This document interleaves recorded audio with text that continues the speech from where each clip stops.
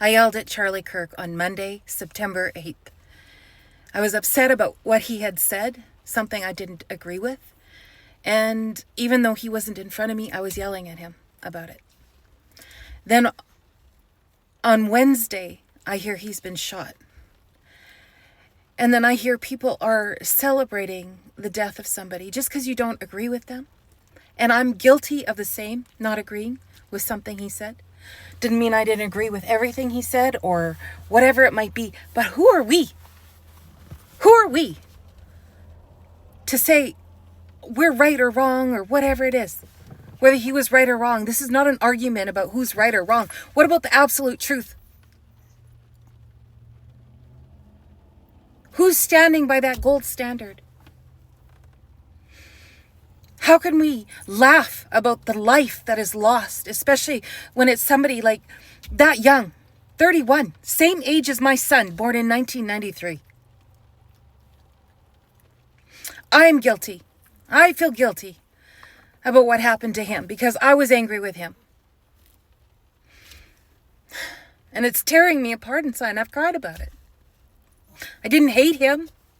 I didn't like what he had to say. I might have been up there arguing about it with him one day. I don't know. But just because you didn't agree with him doesn't mean it's okay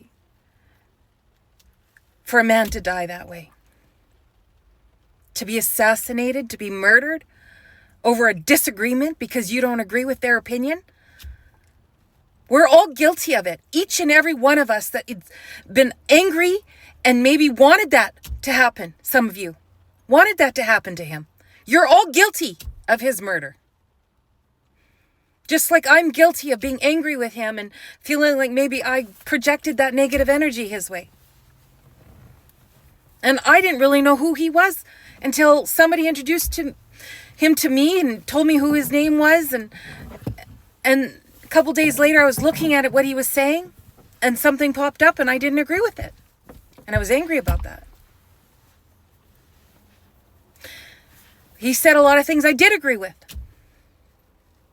But that one thing made me so upset, and I can see how he would get other people provoked that way. But that does not excuse. It excuses nobody. Does not make murder right. That's absolute truth.